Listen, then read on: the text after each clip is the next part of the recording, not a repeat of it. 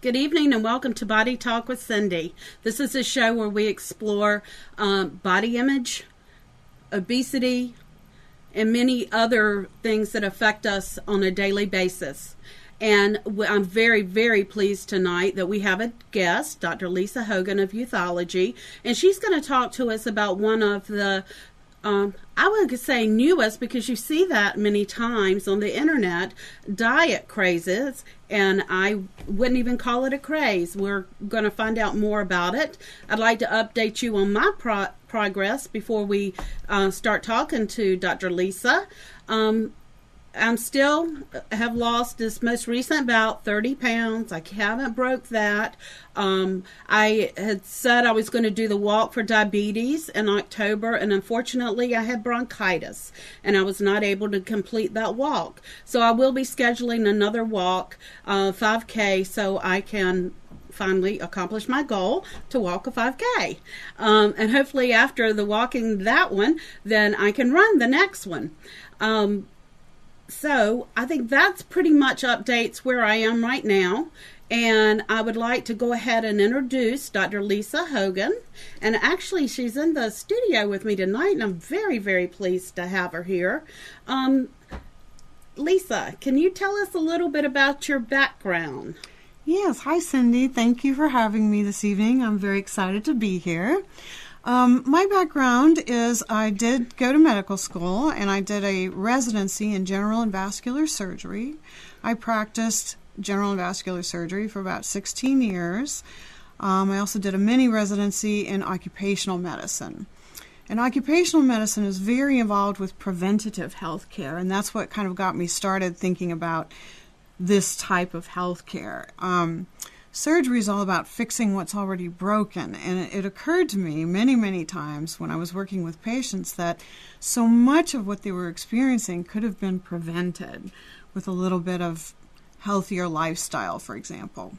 So I started getting involved with anti-aging medicine, which is all about prevention, and with aesthetic medicine, which is all about boosting self-confidence by improving appearance and general health as well. So that's kind of how I got to where I am today.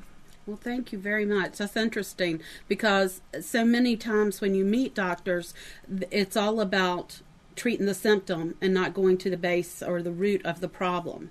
And it's refreshing to see a doctor who really wants to get to the root of the matter, as you say. Now, we talked briefly about the HCG diet. Yes. And I know that is something that you have actually experienced yourself. Yes. And I went on the internet and I read, positives and negatives about it. But I know that you have a history, and tell us how you found out about it. I started reading about it. HCG stands for human chorionic gonadotropin, and it is a human hormone that we make in our own bodies. It's most plentiful in a pregnant woman, and the thinking is that this hormone allows the fetus to be nourished even if the woman carrying the fetus is not able to get adequate nutrition or adequate calories. So it allows the body to release fat for use as fuel. And it's been used since the 1950s. It was started by an Italian doctor named Dr. Simeon. He's the one who kind of developed this whole diet and protocol for using HCG. And pretty much it's the same as it was in the 1950s. It just works, and so nobody really changes it very much. But he first noticed it. He was using HCG as an analog for LH and FSH, two other hormones that affect sexual development. And he was using it to help boys who were not progressing in their sexual development. And he noticed that they were losing weight and they had plenty of energy. So he began to work with it as a weight loss assist, as something that would be helpful to people who were looking to lose weight. Now, was this back in the 50s? This was in the 1950s. Okay. And he had a clinic in Rome, in a hospital. In those days, you could go and stay for 6 weeks in the hospital. Those days are gone now. But and the HCG was given by injection, so a nurse would come around and give you your injection, and the hospital prepared all the food. So it was much more difficult to cheat on the diet that way, and it was very, very successful for him. People came from all over the world to lose weight at his clinic.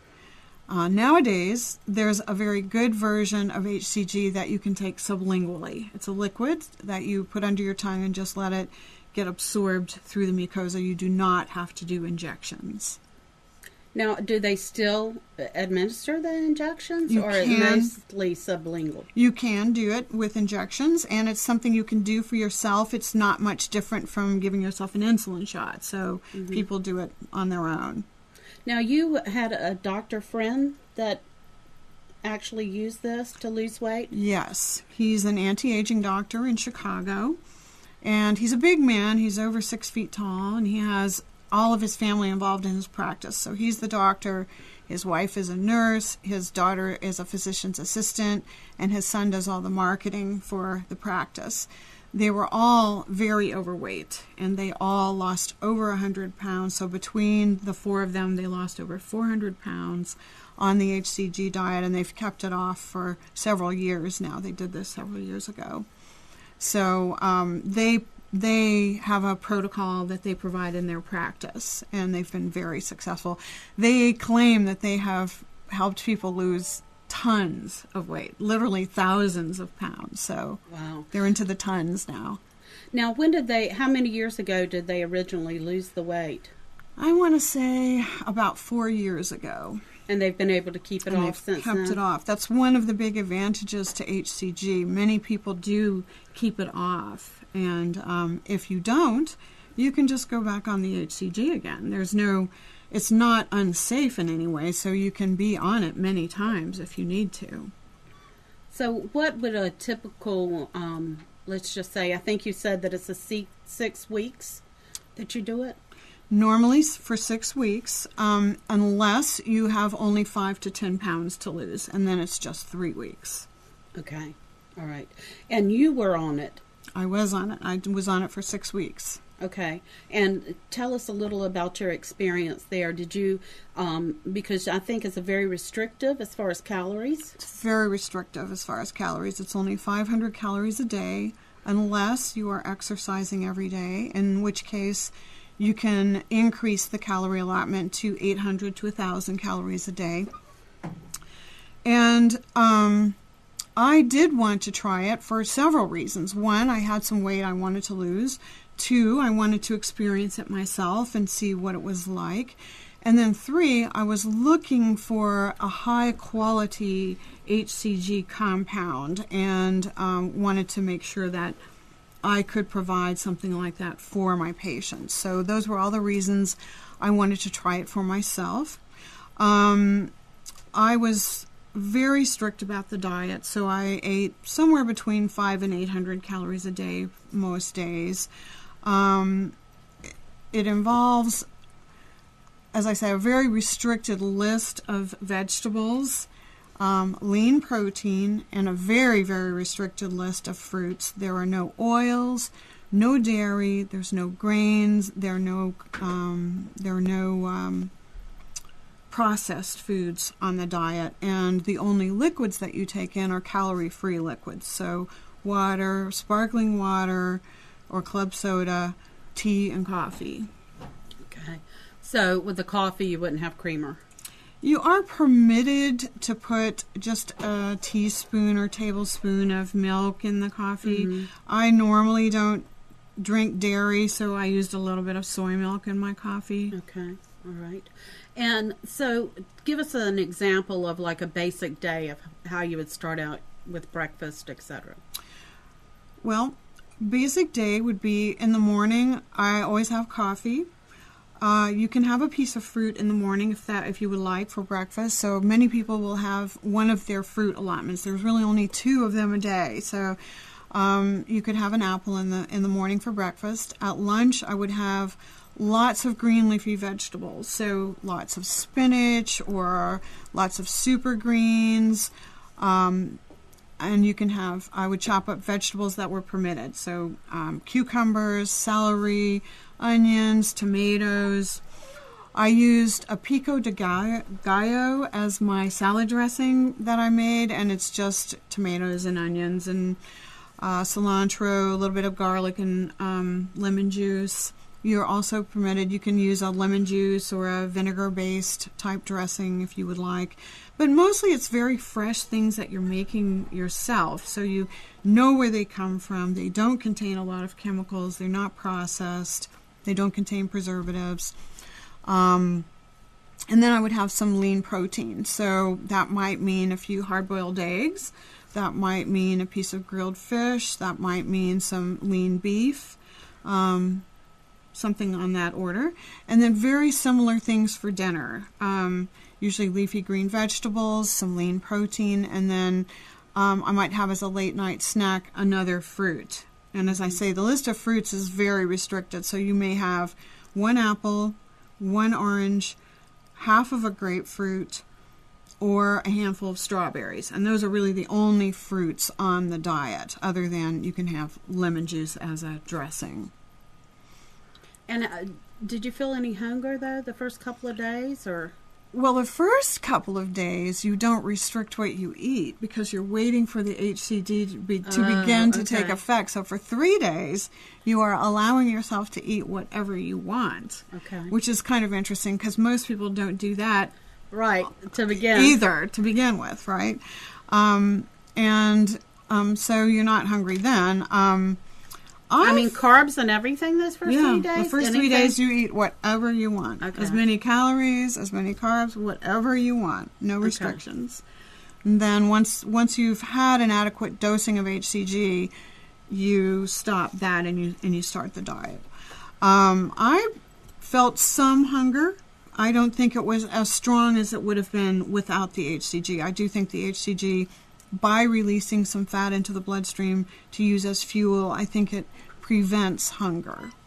So what it's actually doing, if I get this correctly, is whatever fat that you have stored, and it's not the good fat that you have stored. Right. It's the bad fat that you have stored. The abnormal fat. Abnormal, okay. That it's actually going to take that, release it. So when it's releasing that fat into your system, you need to drink a lot of liquids to release it and flush it out?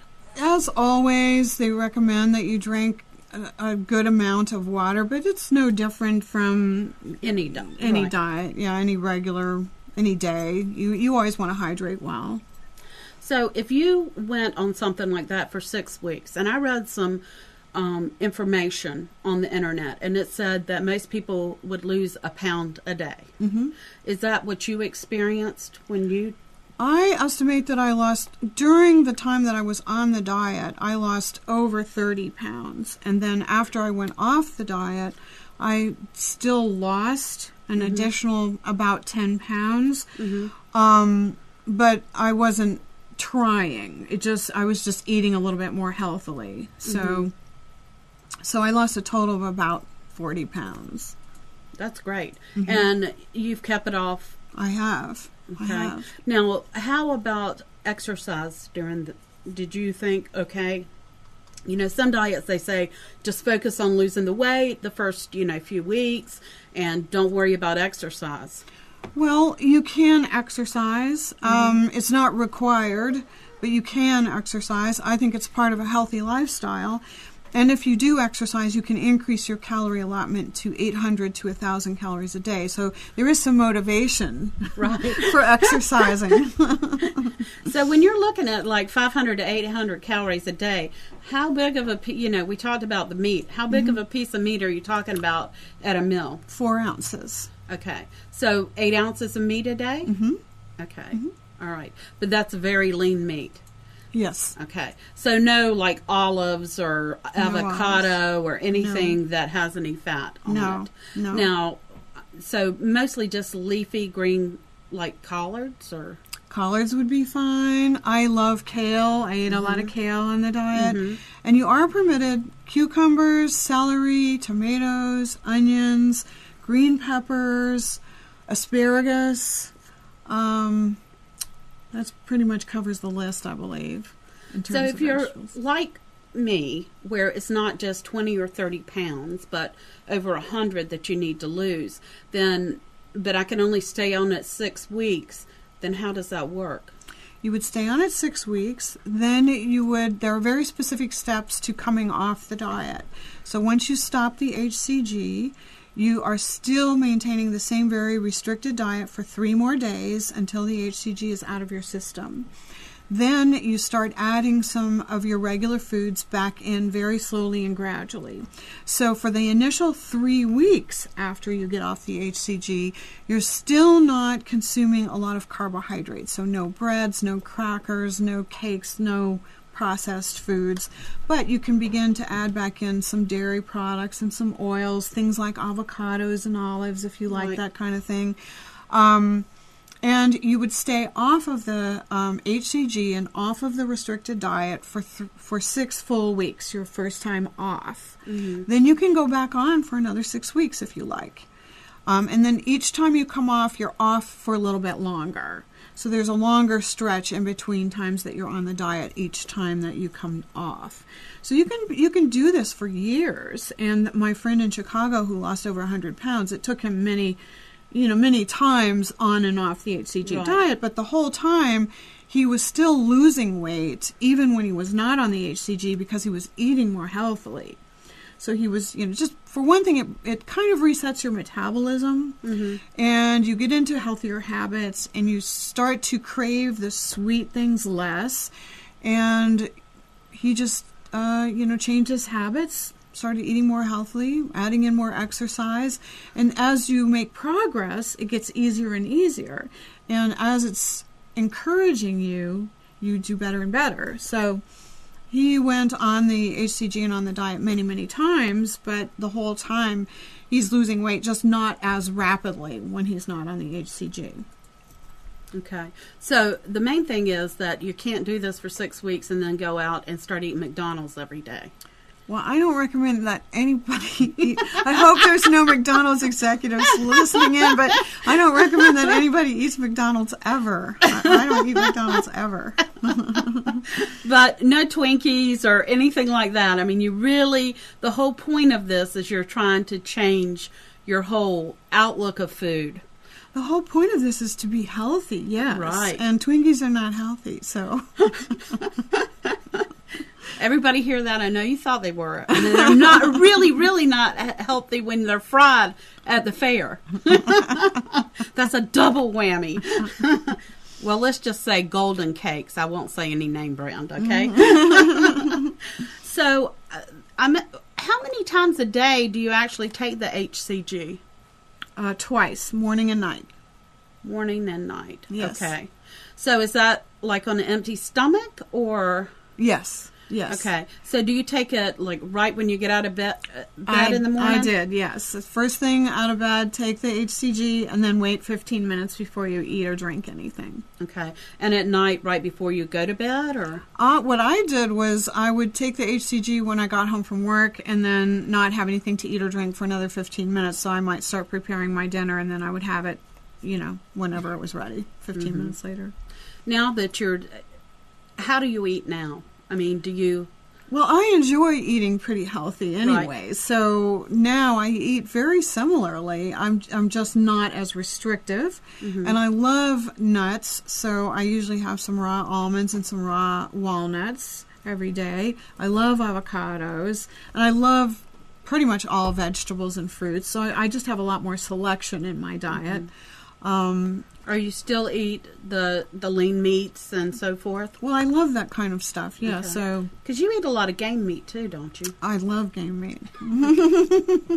Well, I mean, not so, but It's aren't they general- supposed to be leaner than most other meats? It's generally speaking very high protein and very good for you. It has a lot of CLA proteins in there, which are very good for you. And what is a CLA protein? It's just a type of protein that you don't find as much in an animal that's been grain-fed.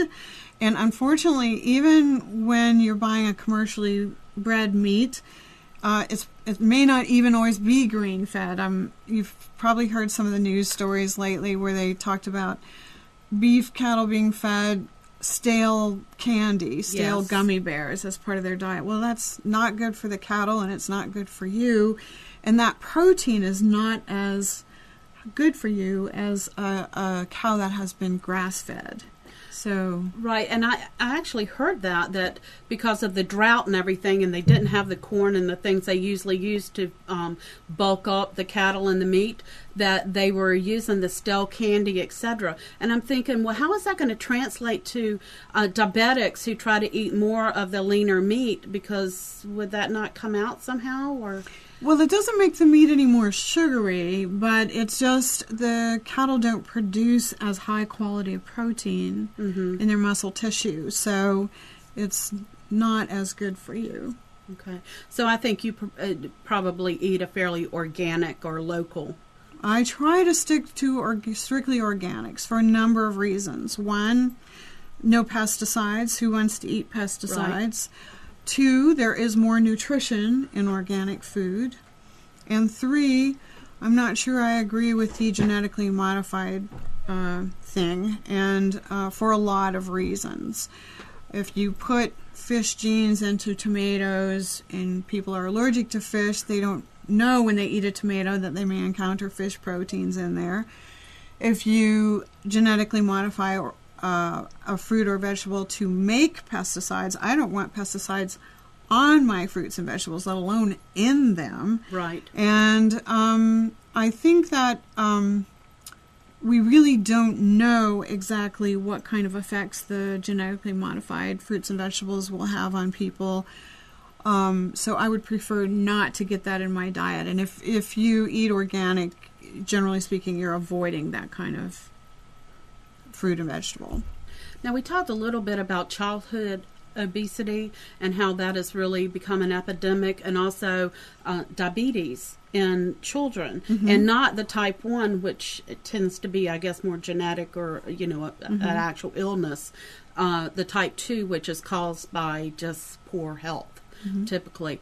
And what were some of the causes that you thought? Well, I think there are a lot of things going on in our modern world. We have a lot of influences that we may not be aware of.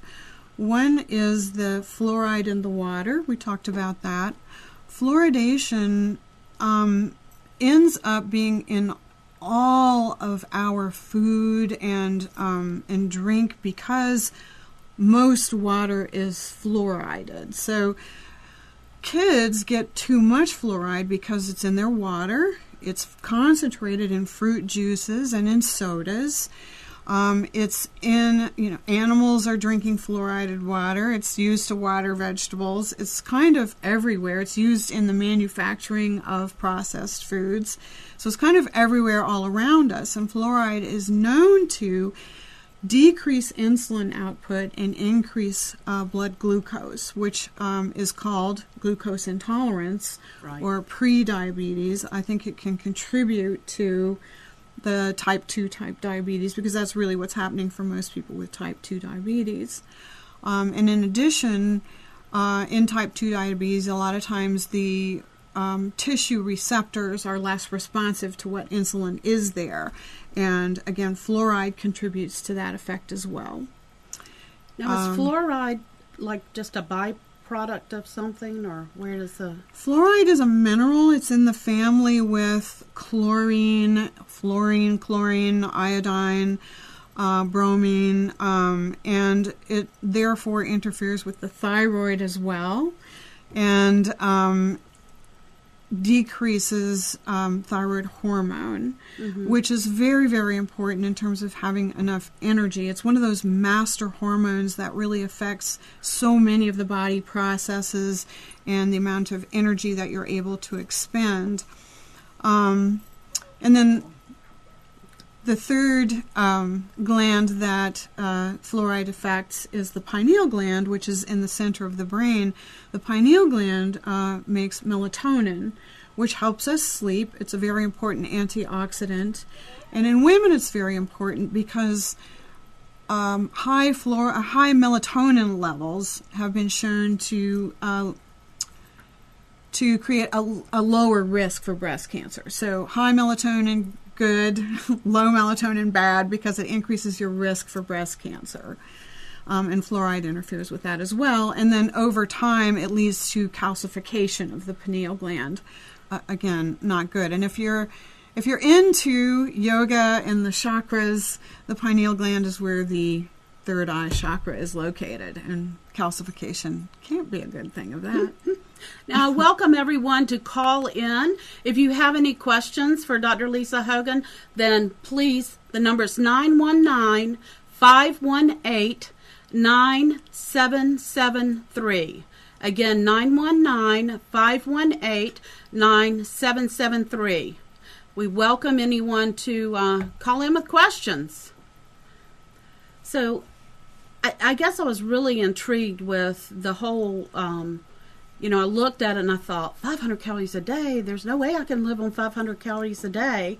So, how do you do it? Yeah. I guess it's all the HCG. The HCG helps, and you eat a lot of green leafy vegetables because you can pretty much have unlimited amounts of it. So I tried to fill up on green leafy vegetables a lot. So if you're going from, so you're eating 500 to 800 calories a day. I just kind of want to get this straight in my brain. And then you come off of it and you start adding back the foods, and now you're eating 1,500 calories a day. But you're not going to gain weight necessarily? Not at 1,500 usually. I would say nowadays I probably take in somewhere between 1,200 and I might max out at 1,600 or so most days. And no, quite the contrary. I'm not gaining weight. Usually I'm losing a little bit. It might only be 1 pound a week, but it's progress. So. Oh, yeah. A half a pound's progress every little bit. Yes. So I think that when I looked at this, because I hear this with quite a few diets, is that obesity is very unhealthy. I mean, you've got diabetes. I mean, I know some of the things that I struggle with is type 2 diabetes, sleep apnea, high blood pressure. I'm sure there's something else, but those are the main things and they're fat diseases. And so to get thin quicker and to get on that path and is actually healthier for you than being obese, and I mean even with the restricted calories. Well, one of the things I like about the HCG diet is it is very nutritious. It's a very clean diet. It's very good for you. You feel great on it. And you will start to notice some very rapid results. So it is very encouraging, great for your self-esteem. And a lot of people we find that are on the HCG diet, we have to monitor if they are taking something for diabetes or for hypertension. We have to be very careful and monitor because as they lose the weight, they won't need those medications anymore, and we have to decrease them. And do you handle all that type of blood work and everything within your practice? Yes. Okay. All right. So I will say at this point that at the show we do not promote or endorse any particular diet. So anything over the last few weeks that I've talked about, I don't know. You have to call and talk to your doctor. Personally, I looked on this and it looks like they have infomercials or something about it, and that you can order the HCG off the internet and try to do it yourself. Let me talk about that a little Yes. So I would highly, highly, highly discourage that. Most of the, well, I'm not most, all of the HCG that you can order off the internet is homeopathic. Okay. So it is very, very dilute. Okay. Not to say that that doesn't work, because I think some people do have success with it. But that's not what we're using in my office. We have a compounding pharmacy, put it together. It's an actual effective medicinal dose. We know where it comes from. We know what it's made with. I have personally inspected the compounding pharmacy that we use. They do excellent work. They're very clean. I know the quality of their work. What you get from the internet is anybody's guess. So, well, that's what I was thinking about, and I thought, I don't think that's something, when you're restricting that many calories, that you really should do without the guidance of a doctor.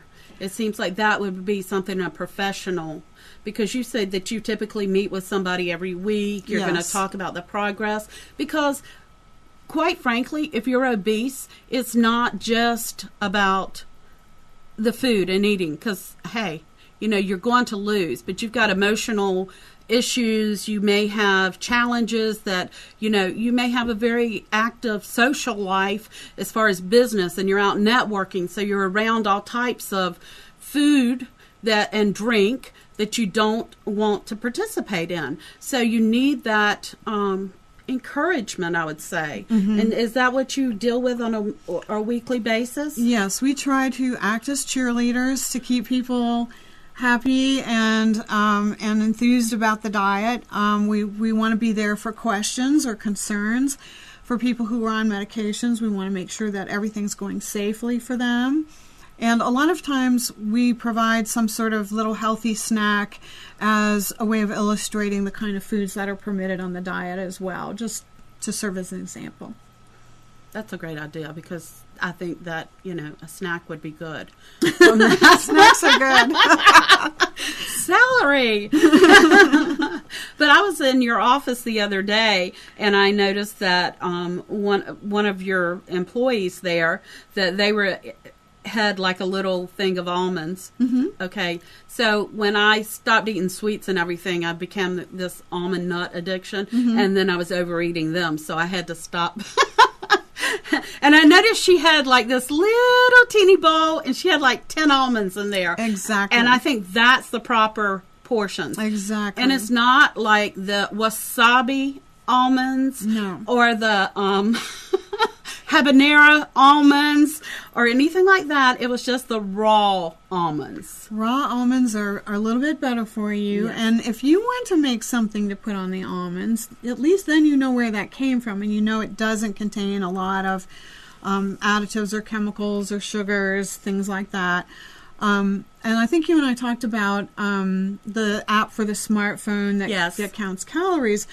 Well, one of the things I like about that is it requires you to put how many almonds you're eating in there. So it brings an awareness to just how many calories are you getting with these almonds. And so you count out 10 or 15 or 20, but no more than that. And it tells you how many calories you're getting with that. And that way you don't overdo with the almonds. And the other thing I love about this little app is that you can put in your exercise for the day. And it allows you to calculate then how many extra calories you can have for the exercise that you have done. And which app do you use? I use Lose It. That's Lose what it's called. It's free. You can download it to a smartphone. I love it. I know there's several. I know there's Spark People, and I don't know. There's quite a few out there. So I think you need to download a few and see what works with you personally to get that. Now, the other, yes? So what happens to almonds if you roast them? If you roast them? Well, you're cooking some of the nutrients out, but they're still better than something with a lot of sugar or chemicals on them.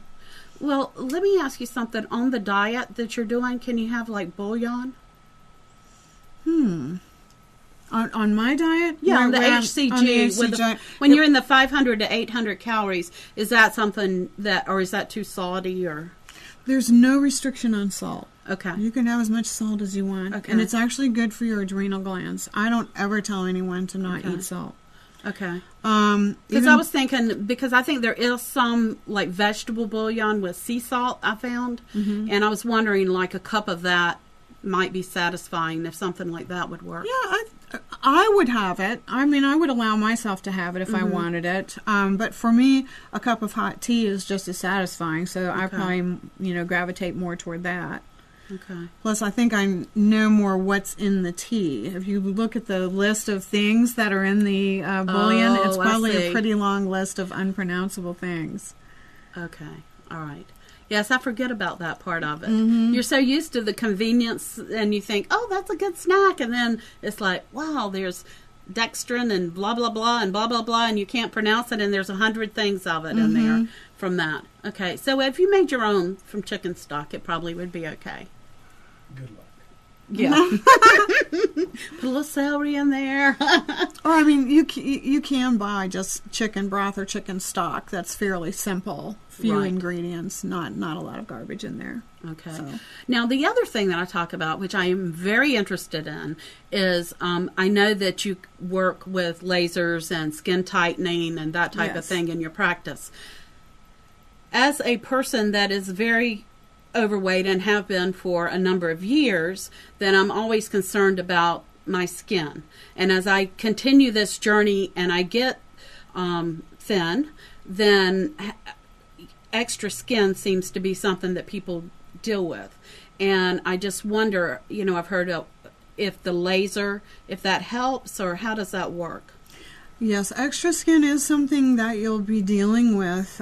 Sagging skin will be something that will be left behind if you lose a lot of weight. I think the younger you are, the more likely it is to spontaneously regain some elasticity and tighten up. The older you are, the less true that's going to be. We have it's not a true laser, it's an IPL called Tighten, and its only job is to tighten up the skin. It works by heating the deep layers of the skin, and there are many similar devices on the market right now. So lots and lots of devices that work in the same fashion. They tighten up sagging skin simply by heating the deep layers of the skin, and that works in two ways. The first way it works is the collagen that is already present shrinks and contracts and becomes smaller, and so it tightens up, and that effect is retained. It does not go away. And then the second way that it works is it creates new collagen, and that also serves to tighten up the skin. Now, all the different devices that are on the market have different energy sources. So it might be IPL, it might be laser, it might be radio frequency, it might be ultrasound, but they all work the same way, which is they're heating the deep layers of the skin. And they have similar effects. I don't think there's any one that's better than another. They have pretty similar effects across the board. Most of them can be done multiple times if necessary, and will continue to achieve good results on top of good results, on top of good results, if you would like to do many of them. It would get expensive to do many of them, but it's not surgery. So I think for some people, that type of treatment would be adequate to take care of the sagging skin. And for other people, they might not be happy unless they actually went for the surgery where, extra skin is actually removed so that the skin can be very tight. I just know that with many people that have had weight loss surgery or have lost vast amounts, that they're left with that extra skin, and the insurance, even though they paid for the weight loss surgery, will not cover them to having the body lift or whatever they need. Well, again, I hope there are no insurance executives listening in, but I think they try very hard to pay for as little as possible. So right. So I was thinking of alternatives that maybe aren't cost, because I think it's like $20,000 or $25,000 to have a body lift. and maybe even more, but it's a lot of money. And because I have a cousin that lost like 200 with weight loss surgery, and I mean, they won't approve it, and I think it's ridiculous. But I was trying to, so when I heard about your platform that you use for skin tightening, I thought, well, that may be a way. I mean, because you could do a little bit, have it, and you said once you have the procedure that it actually works for 6 months. Yes, you get some immediate tightening, and then it continues to tighten for 6 months.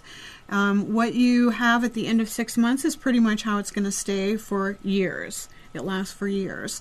So we have a lot of people who like to do it about once a year or every 2 or 3 years, so that they're continually getting improvement and not spending a fortune. So, well, how are they with upper arms?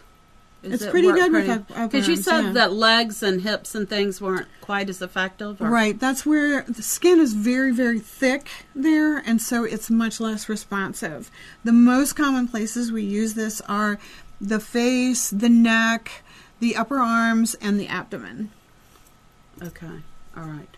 Well, that's good to know. So, again, anyone out there, please dial 919-518-9773. I think you can see that not all medical doctors are the same. So we have one with some alternative type methods, and I welcome you to call in. I know with myself, and we talk about this on a frequent basis, I've tried to be as forthcoming and so forth.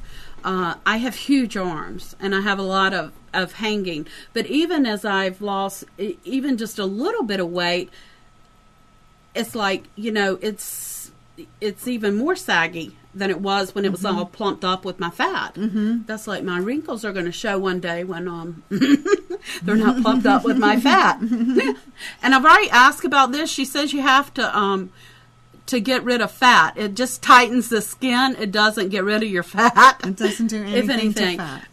And I thought it was funny because they're actually having a turkey neck special at her clinic this month. I love that. Turkey neck special. And turkey lips. It goes with the season. Now, what is the first thing? So let's just say I came into your office and said, okay, I'd like to pursue this. What is the first thing that happens? We would go into a detailed medical history, find out all about you, find out what your goals are. We would do some lab work to see where we stand with that, and then talk about what options we have and how you want to proceed. Because I think it's a two-way street here. You and I are doing this together. So you'd look at any prescriptions I'm on, etc. Yes. Now, do you work with a primary care physician in any way, or? No, not directly. If you would like to include your primary care physician, I'm fine with that. Okay. All right. Now, do you,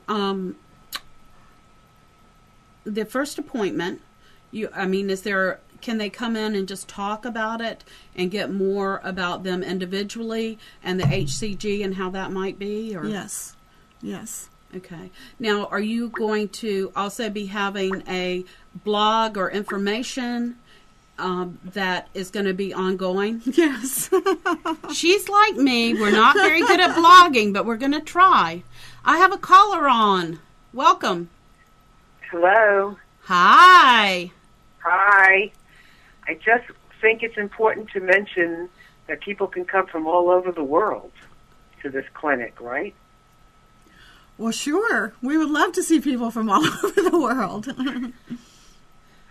Because from all over the world, they wouldn't get this kind of service and treatment. That's true. That is true. Right? This is a great show, I have to tell you. I'm enjoying every last minute of it. Thank you. It's very interesting, I think. It's perfect. Yes, and I just think people course. should know from all over the world that they can come to this clinic because it's unique. Thank you, caller. You're welcome. So Bye. Bye. Bye. So yes, this is something, and no matter where you're listening from, or viewing us from, this is something that they certainly would take phone calls, or you can connect with Lisa. And it's her. Let me tell you her website. We're on here. It is www.youthology, and that is with an IE at the end, not a Y. .md. Okay. So youthology.md. So they have quite a bit of information on there about the different things that they deal with. I know that you have like skin care that you do, and the laser, or the LD, right? LD? Not laser, but IPL? IPL. Okay. LD, IPL, something that you work with. What are some of the other things that you work with in your clinic? We have, we do a lot of things that feel good, like facials. We do chemical peels. We have something called vibrodermabrasion, which is a skin polishing device that puts some vibrational energy into the skin, and it creates collagen. When you're talking about anti-aging maneuvers, you're always talking about creating more collagen and trying to prevent the loss of collagen. So for fine lines and wrinkles, we're always trying to build collagen. We have some fabulous products. It's all about the health of the skin, though. We're always trying to reverse sun damage and build collagen and keep the skin as healthy as possible. Some of the laser treatments we offer, we do treatments of the veins with laser and also with sclerotherapy to eliminate veins. We do hair removal with the laser, collagen building, skin tightening, and we have a unique permanent lip enhancement that we do. To my knowledge, there's nobody else on the East Coast that does this, and I have more experience than anybody else east of the Mississippi that I know of. I've been doing this for many years. I've literally done thousands of lips, and it's a fabulous procedure. And is that with collagen? No, it is not. Collagen is an inferior material, and I've never offered collagen. I don't like it. Okay. So you want to build your own internal collagen, but you don't necessarily want to put it in the body for the lips or so forth. Collagen is a material that you have to test. At least in some forms of collagen, you have to test to make sure the patient is not allergic to it. For one, it dissipates fairly rapidly and often unevenly, and it leaves behind some fibrosis or scar tissue. So that's why I've never offered it. I feel like it's not a good material for lips. There are a number of fillers available out there. Some of the hyaluronic acid fillers are quite good, but they are not permanent. And there are only really two permanent materials. One is Sculptra, which I feel has too many problems to be of use, and the other is Silicone 1000, and that's what I use for lip enhancement.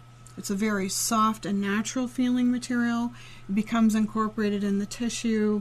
It's a medical material that is sterile, and it does not cause any inflammation or reaction from the tissue. You don't have to test for allergies and that kind of thing.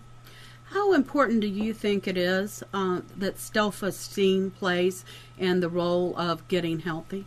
Oh, extremely important. I think self-esteem is very important for everything in life, everything. Do you think that a person can have self-esteem and still be lacking in some area of their life? Oh, absolutely. Absolutely. I think self-esteem is all about self-love, and that can happen at all times. And I think it's important at all times. Well, I agree with you, and I think that one of the reasons that I wanted to start the show is I wanted people to accept and love themselves as they are, and it's just through doing that that they would be able to progress and to get healthy and start that journey. I agree with you, yes. From that. But you got to accept yourself and kind of love yourself as you are. You absolutely do. So I know that there are times, and I kind of poke fun at my neck and different things, but there's things that bother me about myself. I mean, you can't help that. I have made a lot of progress. I can walk places without giving out of breath. I have a lot more energy. I mean, there's just numerous things. We know that my A1C went from 10.9 down to 5.9.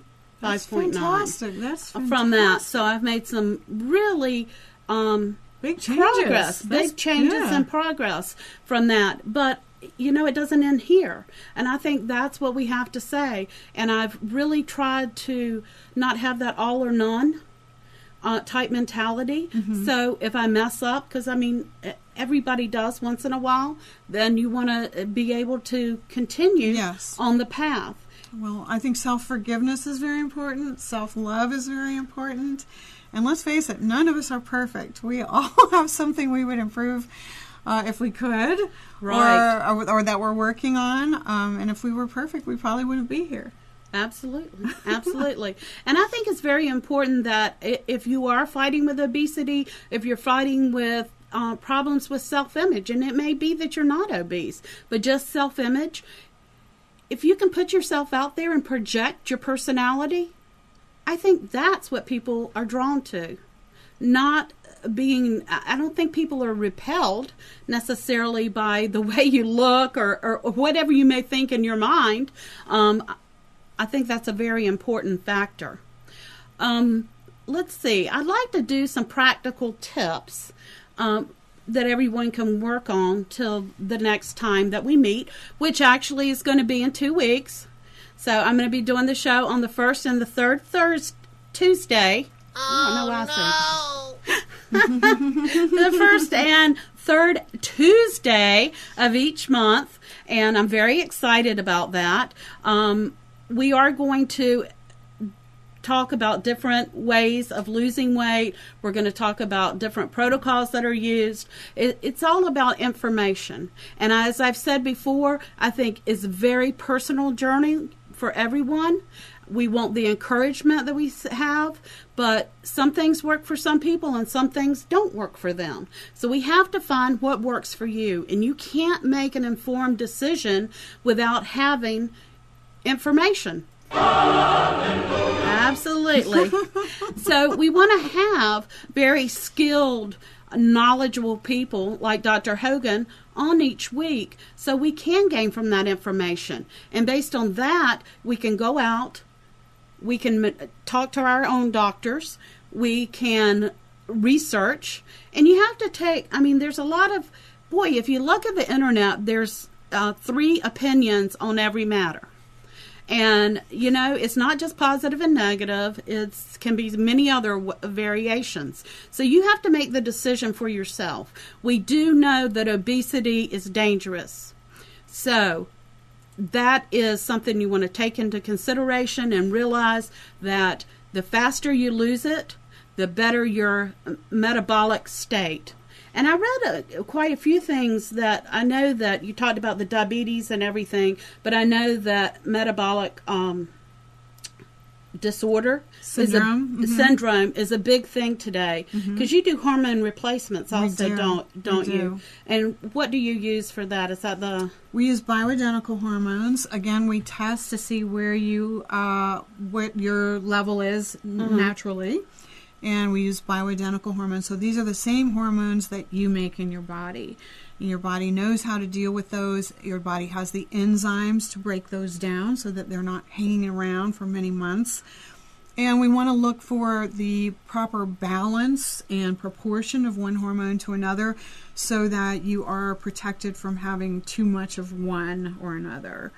Because even though I feel the bioidentical hormones are more healthy than the synthetics for many reasons, you still don't want to have an imbalance in the hormone levels. Now, is that where they put like a pellet or something in your hip? Or I'm not a fan of the pellets. Okay. I don't know, so that's why I'm asking. The reason I'm not a fan of the pellets is that it requires a surgical procedure both to implant them and remove them. And most of the time when you implant them, you're not sure that it's the correct dose right when you implant them, which seems silly to me. And if you're not happy with the effects or you have a bad reaction to them, they then have to be removed. Okay. And you can take the hormones transdermally by applying a cream to your skin. So that's so much easier. Why would you not do that? Or you can actually wear a patch that does kind of a constant release. There's kind of a constant dosing there. Progesterone you can take orally if you would rather. Well, let me ask you something. Now, are those hormones just for menopausal women? Oh, no. For one thing, there are many young women who have hormone imbalances. And how that might show up is through severe PMS, severe menstrual cramping and blood flow,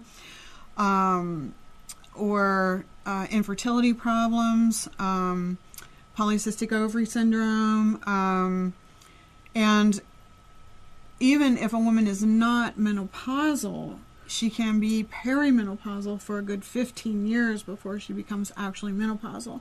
So during that time, during the entire 15 years, there are shifting levels of hormones, and there can be problems from that. And then one thing I want to mention is that men go through a hormonal decline as well and have just as many health problems related to that hormonal decline. So many of our patients that are doing hormone replacement are men. That's very interesting. So is that any age with men, or is that more as they get older? It's more, 40 up, but we do see some people in their 30s that are having a hormonal decline. Now, if you found women that perhaps had their tubes tied or after a pregnancy, do you find that might mess up the hormones more than... The tubes tied, definitely, and I think that many women are not told this before they opt for that operation. Approximately 2 years following having a surgical procedure to tie the tubes, most people see a decline in hormone release. And I think it has to do with just the surgery itself is disturbing the blood supply and the lymphatic supply. And, having been a surgeon myself, I know once you do surgery, things are kind of never the same in there. So most people do see a shift in hormone production after they have that surgery. There is a newer procedure out for sterilization called Essure, where the fallopian tubes are filled with material that ends up blocking the fallopian tubes. It's a non-surgical procedure that's done in the office that does not cause those same problems. Oh, that's fascinating. I hadn't... Yeah.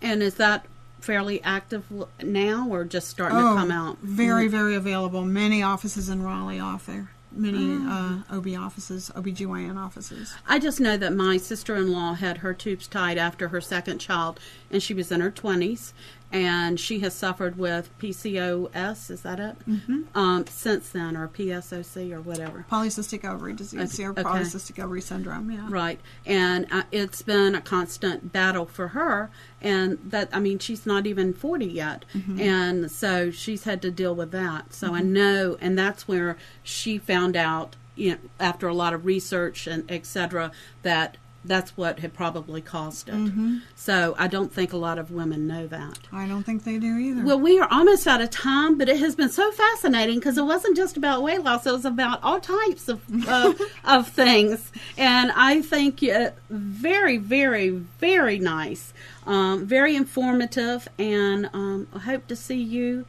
again and have you as a guest again. I would love to come back. Thank you for having me. That would be wonderful. Thank you very much. Good night, everyone, and I'll see you in 2 weeks.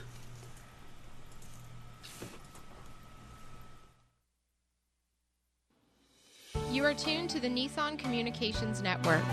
Our weekly lineup of call-in programs includes Computers 2K Now with Amnon Nissan, Sundays 9 a.m. to noon. Health In with Debbie Brooke, Mondays 11 a.m. to noon. The Scope of Things with Marilyn Shannon, Mondays 7 to 8 p.m. Breaking Free with Marilyn Shannon, Mondays 8 to 9 p.m. Body Talk with Cindy Prince, first Tuesdays 8 to 9 p.m. Reawaken Your Brilliance with Julie Seibert, Wednesdays, 8 to 9 p.m. And if you tuned in too late, you can always watch each program in its entirety or download an MP3 audio file of it at www.nissancommunications.com. Sponsored by thatvidblasterguy.com, carolinaapparel.com, and deltaforce.net.